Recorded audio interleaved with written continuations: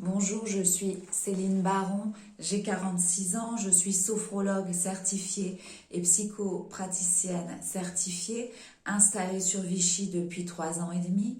Auparavant, j'étais sur la région parisienne et je suis également à mon compte depuis 1999 dans la communication relationnelle et les techniques de communication à destination des particuliers, du couple, des familles, etc., etc.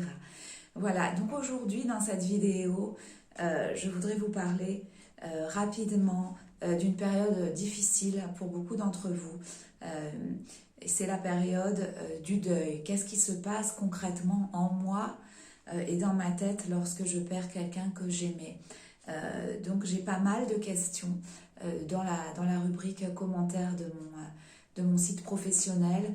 Parfois aussi des gens m'appellent parce qu'ils ne sont pas bien.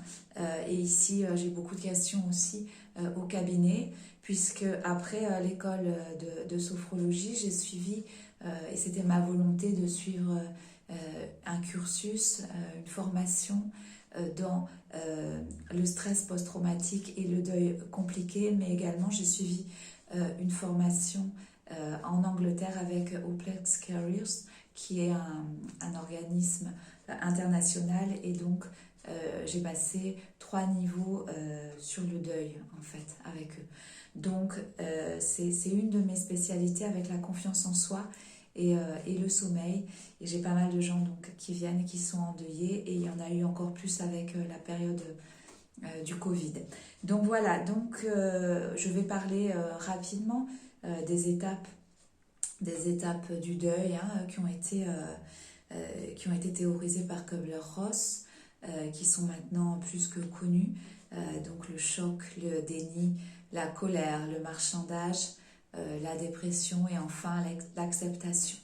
Donc quand on perd quelqu'un, notre univers va s'écrouler, et on le pressent bien sûr. Et heureusement, on a des mécanismes de défense et aussi un mécanisme de thérapie intérieure qui est le deuil. Donc toutes ces phases de deuil, elles ne sont pas là pour nous enquiquiner, elles sont là pour nous aider à accepter et à intégrer une nouvelle réalité. Donc c'est pas très bon de vouloir à tout prix éviter certaines phases, sauter certaines phases du deuil. C'est chacun fait ce qu'il peut, on va dire, hein. Mais les larmes, bien sûr, sont nécessaires. On ne va pas s'empêcher de pleurer, s'empêcher d'être triste, parce que des gens autour, parfois l'entourage qui a hâte que le deuil se termine vite, va vous dire des choses comme allez, c'est du passé, tourne la page, ce qui est vraiment extrêmement douloureux et qui est d'une violence extrême pour un endeuillé, hein, surtout si le deuil et si la mort de l'être aimé est très récente.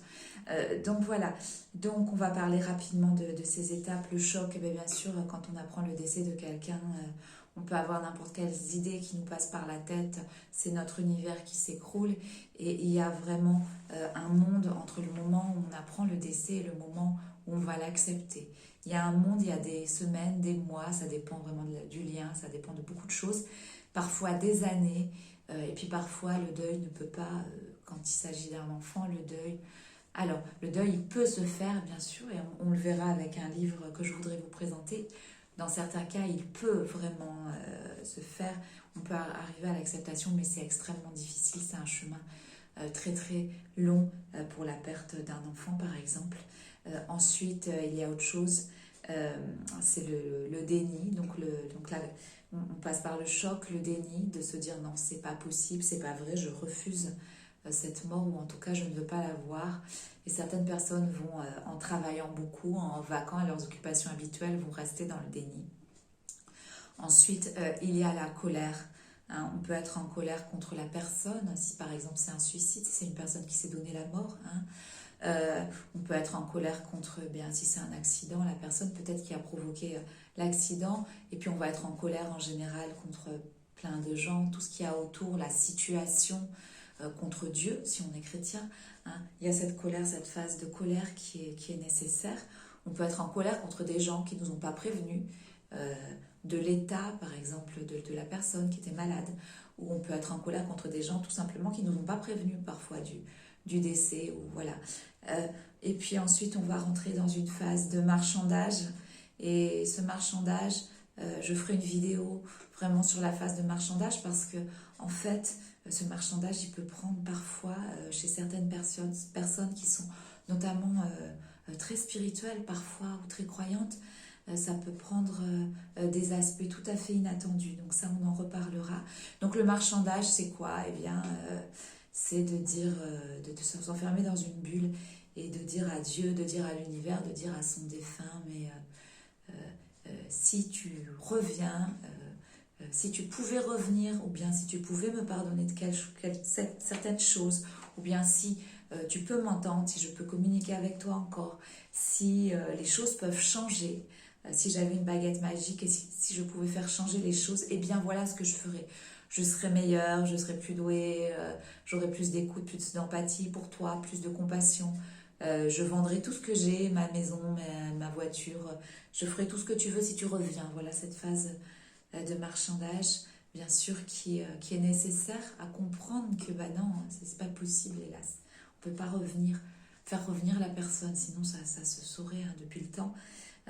Et puis la phase de dépression, alors qu'il y a une dépression qui est vraiment liée à l'événement, liée au deuil, liée au choc, hein, qui n'est pas une dépression tout à fait classique, mais qui peut durer. Et là, après, il faudra voir un spécialiste, hein, non pas un sophrologue comme moi, mais vraiment un psychologue DE ou un psychiatre. Et puis enfin, la phase d'acceptation. Alors attention, on accepte, hein, ça ne veut pas dire qu'on va reprendre sa vie pareil qu'avant et que ça va être le grand bonheur. C'est pas possible. C'est-à-dire qu'on accepte que la personne est disparue. Bah voilà, et la phrase souvent c'est bah voilà, maintenant on en est là. Maintenant j'en suis là, c'est comme ça. Et qu'est-ce que je vais faire? Qu'est-ce que je vais faire pour reprendre goût à la vie, pour avancer de nouveau vers cette existence qui est là et qui est un cadeau finalement. Hein, c'est vraiment le choisis la vie. Hein, je choisis, j'en suis là, alors maintenant, bah, de toute façon, j'ai pas le choix, je choisis la vie. Hein. Voilà.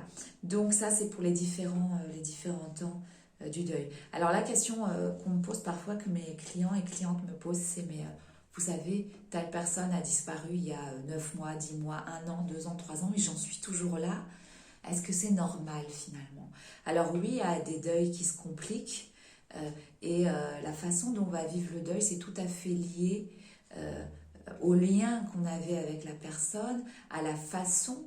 Est-ce qu'on a anticipé ce deuil? Est-ce que c'était une longue maladie et on savait que ça allait finir comme ça et donc on avait anticipé, donc c'est un petit peu plus simple parfois. Ou est-ce que c'était une mort traumatique, un choc d'un seul coup? Est-ce qu'on a dit au revoir à la personne? Est-ce qu'on lui a dit qu'on l'aimait? Ou est-ce que la personne est partie dans le conflit avec nous, par exemple? Est-ce qu'on avait une relation claire avec la personne? Je veux dire, quand on a une relation cachée, hein, imaginons une femme qui a été la maîtresse d'un homme pendant des années et il meurt, elle ne peut pas se présenter à la famille décemment, c'est pas possible de dire j'étais sa maîtresse, je voudrais voir son corps, je voudrais lui dire au revoir, c'est pas possible. Bon, donc il y a des liens comme ça qui vont créer plus ou moins des situations qui vont créer parfois des deuils plus douloureux, plus pénibles, plus longs, plus complexes à résoudre et parfois qui n'arrivent pas justement à trouver leur résolution. Hein. Donc en sophrologie, concrètement, on va parler, on va parler du deuil et de voir où vous en êtes et on va proposer non pas d'oublier, non pas d'imaginer un autre possible, c'est pas le but, mais plutôt d'arriver à vous faire comprendre que si ce deuil s'est déclenché, même si ça a arrêté à un moment donné, mais s'il reprend à l'heure actuelle, si vous êtes là et que vous pleurez, que le deuil il est là où il reprend, c'est que en fait votre inconscient sait que vous avez les ressources en vous pour vous en sortir. Hein, le message il est là, même parfois pour des deuils qui se compliquent et qui reprennent des années plus tard. Suite à un nouveau deuil, parfois moindre, mais voilà, ça réactive, et ben c'est que votre inconscient, il vous dit, eh bien maintenant, tu as les capacités en toi pour t'en sortir. Alors en sophrologie, on va déjà se relaxer, se détendre, parler, être dans l'empathie, pas de jugement, absolument aucun jugement, pas de culpabilité, rien, et on va pouvoir développer, faire ressortir ces ressources que vous avez en vous pour surmonter ces différentes étapes. Alors, donc le temps du deuil, eh ben non, combien de temps eh ben, le deuil, c'est chacun. Hein. Parfois pour des gens qu'on connaît peu, enfin un peu ou moins que la famille, hein, des amis, parfois ça peut être bien plus terrible que pour des gens de la famille. Il n'y a pas, c'est pas le lien du sang qui va prévaloir, j'ai envie de dire, dans un deuil, alors qu'on vous dise des choses comme oh, mais tu n'as pas été très malheureuse pour la mort de ton oncle, et puis pour la mort de cet ami, on dirait que c'est la fin du monde, mais c'est pas logique. Mais justement, il n'y a pas de logique dans l'amour, dans le lien, et il n'y a pas de logique dans le deuil non plus. Hein. Il y a juste un chemin qu'il faut suivre, et ces différentes phases, elles sont perméables l'une à l'autre. Hein. Je veux dire, passer de la dépression à l'acceptation, ça se fait pas du jour au lendemain. Hein. C'est pas dimanche, je suis dans la dépression et je me réveille lundi dans l'acceptation. C'est pas comme ça. Hein. C'est par touche, par petites touches. Et puis il y a des retours en arrière. Et puis parfois on dit, bah là, ça y est, je vais mieux. Et puis hop, on rechute. Alors on n'ose plus dire, je vais mieux. Hein. Voilà. Donc le temps du deuil, eh ben, c'est chacun. Et un deuil très long. On dit qu'il y a des deuils compliqués, des deuils congelés parfois, on emploie le terme congelé, qui mettent du temps on est resté dans le déni, il y a eu le choc, le déni, on est resté dans le déni, on a continué notre vie, mais il y a quelque chose qui nous souffle à l'oreille, mais ce deuil, il faut le continuer, arriver au bout et le terminer. Ben voilà, c'est comme ça. Donc, mais le temps, eh bien... Il y a une phrase de Lita Bassé que j'ai beaucoup aimée dans son livre Ce lien qui ne meurt jamais. C'est cette phrase qu'elle a eue à la mort de son fils, qui est venue spontanément comme ça et qui était je n'irai pas dans la culpabilité. Et ben c'est pareil, c'est quelque chose qu'il faut vous répéter. Je n'irai pas dans la culpabilité. Bien, si autour de moi on pense que je suis coupable d'avoir un deuil trop long, bah, c'est la vie des autres. Hein. Mais moi, bah, je n'irai pas dans la culpabilité. Voilà, donc ça c'est une très belle phrase tirée du livre de Lita Bassé. Ensuite, alors parfois on me dit ah ben on m'a dit que après les obsèques ça irait beaucoup mieux, et puis en fait je vois pas d'amélioration, finalement même c'est encore pire. Et bah oui, parce que quand arrivent normalement assez rapidement les obsèques, vous êtes encore dans le choc. Vous êtes encore sous le choc, vous êtes encore dans le déni, et c'est pas parce qu'on est face à un cercueil, à une tombe, qu'on n'est pas dans le déni, hein, parce qu'on sait que la chose s'est produite, mais c'est d'accepter, hein, c'est d'intégrer. Donc, non, bon, alors entendre cette phrase, bien sûr, les obsèques, elles vont vous aider, vous allez être soutenu par des proches, par de la famille, vous allez voir des amis, on va vous dire des choses gentilles sur le défunt. Parfois, on va vous dire bravo, tu gères bien, des choses comme ça, que ça va peut-être vous porter. Elles vont vous porter ces obsèques. Et en même temps, c'est l'acte symbolique et c'est le dernier au revoir. Donc, c'est ultra nécessaire d'y être, bien sûr. Mais ça va aller mieux après, non, parce que en réalité, ça dépend des personnalités, ça dépend de plein de choses. Mais en réalité, pendant les obsèques, on est porté et après, souvent, on se retrouve seul. Et alors, on va être porté encore un temps. Hein, les gens vont encore téléphoner pendant un moment, pendant quelques mois, parfois pendant quelques années, quand le lien était vraiment, quand on a compris vraiment votre tristesse et la nature de votre lien au défunt. Ça peut durer encore quelques années, mais à un moment donné où les gens, bon, ils vont un petit peu vous lâcher, hein, puis c'est bien légitime, ils ont leur vie aussi. Et là, oui, ça peut être dur aussi. Hein. Donc, les obsèques, on est mieux après. Parfois oui, parfois non. Hein, ça dépend de vous, en fait, et de beaucoup de choses. Ensuite, alors ça, c'est quelque chose qui revient très très souvent et qu'on me dit très souvent au cabinet, c'est des choses bizarres arrivent. Voilà, mon défunt est parti. Des choses bizarres arrivent chez moi. Les lumières s'allument toutes seules, elles s'éteignent toutes seules. Ça, c'est quelque chose que j'entends souvent. Parfois, j'ai vu mon défunt, je l'ai vu en chair et en os de la façon dont je vous vois. Je l'ai vu dans la chambre, je l'ai vu à tel endroit, dans le salon. Je l'ai vu se préparer son café. Est-ce que je suis en train de devenir fou ou folle ou bien j'ai des signes de lui. Vous savez, je pense à lui et il y a une musique à la radio qui passe et c'est notre chanson. Alors qu'est-ce que c'est? Est-ce que je suis en contact avec mon défunt ou pas? Ou est-ce que je deviens fou ou folle? Qu'est-ce qui se passe? Eh bien, on va parler de VSCD, de vécu subjectif de contact au défunt. Alors, est-ce que c'est réel? est-ce que c'est réel? Est-ce que mon défunt serait encore là? Est-ce que sa conscience survivrait? Alors, chacun a ses croyances là-dessus, mais ce qui est étonnant, c'est qu'il y a des gens qui ne croient pas du tout à la survivance de la conscience, hein, et qui ont quand même, et qui expérimentent ça quand même. Alors bon, ils viennent ici et puis on en parle, et puis on échange nos expériences parfois. Voilà, après c'est pas à moi de vous dire est-ce que c'est réel, ou est-ce que c'est un désir intime que j'ai, et que le lien perdure et que le lien continue, et d'où le livre que j'ai amené aujourd'hui de Lita Bassé, on va en parler. Moi j'ai envie de dire en fait, sans me positionner parce que c'est pas mon rôle, hein, moi j'ai mes convictions intimes, est-ce que c'est réel ou est-ce que c'est mon désir intime? Et bien finalement la question c'est, posez-vous la question, est-ce que ça m'a fait du bien, est-ce que ça m'a apaisé ou pas? Parce que la question elle est là, est-ce que d'entendre une musique qui nous liait au moment où j'étais triste, ou est-ce que de trouver un petit cœur en papier par terre au moment où je pensais à lui, est-ce que c'est réel? Est-ce que c'est un signe réel? Est-ce que ça prouve une survivance de la conscience ou pas? Ma foi, est-ce que vous, ça vous fait du bien ou pas? Est-ce que ça vous apaise ou pas? Voilà. Ensuite, voilà. Alors, un dernier point avant de passer au livre, c'est les autres me disent. Alors, ça, c'est quelque chose qui est vraiment terrible. Et vraiment, pour l'avoir expérimenté maintes fois, je trouve que c'est vraiment, il faut faire très attention. Vous savez, avant, les femmes s'habillaient en noir, hein. On était en deuil, on était en noir. Ça voulait dire aussi, attention, je suis en deuil, je suis fragile.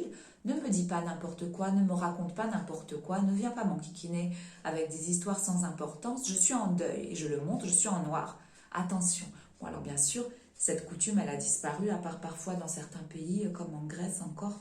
On peut encore voir des mamies en deuil, hein, des yayas en deuil. Bon, ça devient vraiment rare, hein, même dans ces pays-là, super chrétiens, bon, ça se fait plus vraiment.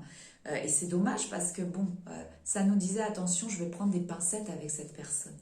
Alors là, voilà, les gens, ils prennent pas de pincettes, alors souvent, pourquoi? Parce qu'ils ont envie que, quand est-ce qu'il va en finir? Quand est-ce qu'elle va en finir avec ce deuil? Quand est-ce qu'elle va arrêter de nous rabâcher, ou il va arrêter de nous rabâcher les mêmes choses, l'histoire, comment ça s'est passé, et si ça s'était passé autrement, et si j'avais été là, et si, voilà. Donc, les gens ont hâte de vous revoir reprendre votre sourire et reprendre votre vie, et que les choses rentrent dans l'ordre, parce que eux-mêmes, ça les perturbe, hein, parce que ça les met face à eux-mêmes, à leur propre deuil, ou peut-être à des deuils qui vont avoir lieu un jour, et ces choses-là, vaut mieux pas trop en parler. Alors voilà,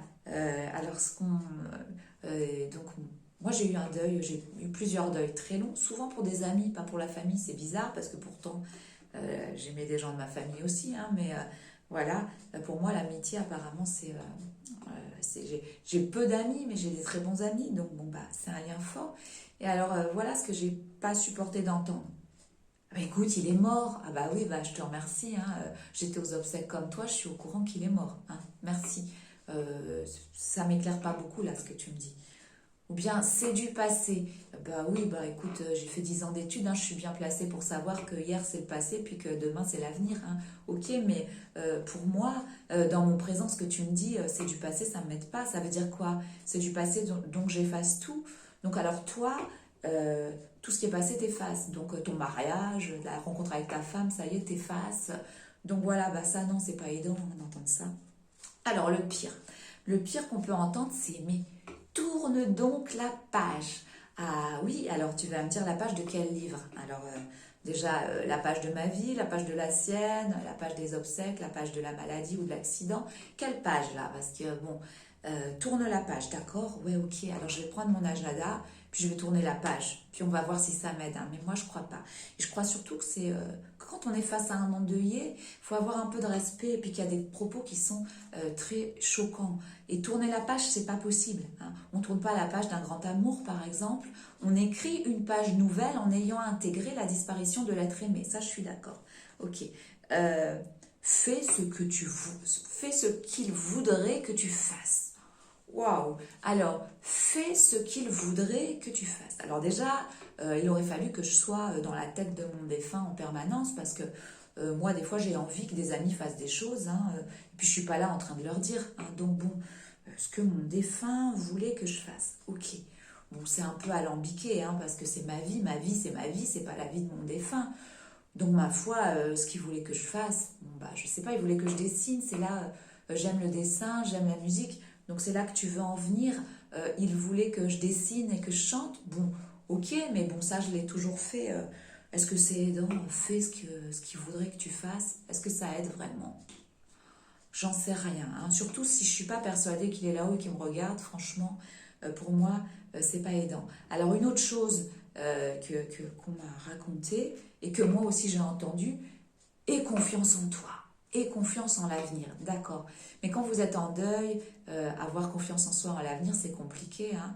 Et puis moi, je suis quelqu'un, j'ai confiance en moi, j'ai jamais eu de problème de confiance en moi, peut-être quand j'avais 12 ou 13 ans, mais enfin, je suis quelqu'un, j'ai confiance en moi, ma confiance en moi, elle est plutôt haute, mon estime l'estime de soi chez moi, elle est stable, bon, alors entendre, bon, aie confiance en toi, ouais, enfin voilà, donc des fois, je pense que face aux endeuillés, vaut mieux pas parler, vaut mieux écouter, prêter une oreille attentive, écouter, être dans l'écoute, hein, être dans l'écoute et puis éviter de dire aux gens, bah tu sais, il est mort, ah bah oui, parce que bon, en principe, quand quelqu'un a perdu un être proche et qu'il a fait toutes les démarches, il est au courant que la personne est morte, hein, bon.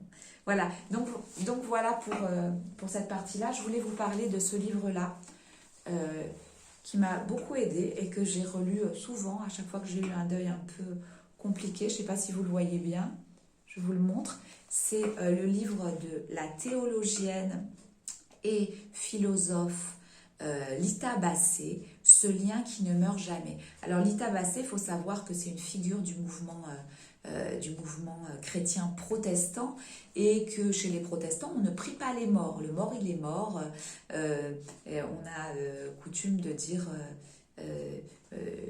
les morts aux morts et les vivants aux vivants. Donc pour elle, ça a dû être, je suppose, quelque chose de difficile quand on est protestant depuis toujours. Ça a dû être difficile d'écrire ce livre et puis de dire, bah voilà, moi j'ai des vécus subjectifs de contact à mon fils qui s'est suicidé, et donc son fils qui s'appelait Samuel, et c'est un super beau livre, il faut le lire, parce que en fait, en réalité, elle fait des liens avec sa propre foi, et elle parle de tout, de ses ressentis, des petites fleurs jaunes de l'enterrement qui reviennent régulièrement dans sa vie. Elle voit des choses, elle voit son fils, avec Jésus parfois, puisqu'elle elle est chrétienne, hein. Elle a des visions comme ça, et pour elle, c'est réel. Et elle dit, oui, le corps est mort, mais le lien d'amour ne meurt jamais, c'est de l'énergie, et ce lien d'amour-là, il peut pas mourir, c'est pas possible. Alors c'est un livre, je vais pas tout vous raconter, hein, je vais pas vous spoiler, mais franchement, si ça peut être un peu dur au début, attendez quelques mois puis lisez-le, parce que franchement ça vaut le coup, hein. Euh, voilà. Et j'ai un autre livre à vous présenter, c'est celui de Thierry Lenain et Patricia Beau, Tu existes encore. Et alors ça, c'est vraiment un livre qu'on m'a offert, que quelqu'un dans une boutique m'a offert, comme ça, parce qu'il n'était pas vendu, c'était une boutique d'occasion. Et la personne était en train d'offrir des livres, en fait, à ses clients. Et on m'a offert ce livre, et ça tombait pile poil, parce que alors, je venais juste de perdre un de mes... j'ai perdu plusieurs grands amis ces dernières années, je venais juste d'en perdre un. Et ce sont des très très jolies photos. Je vous montre rapidement sur...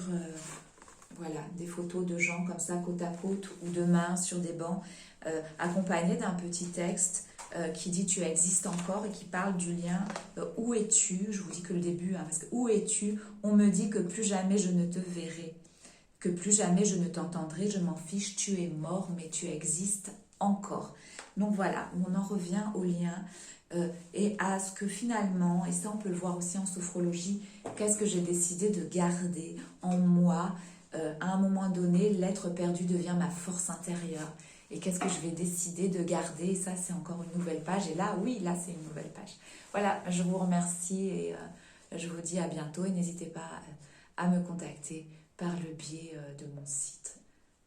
Au revoir.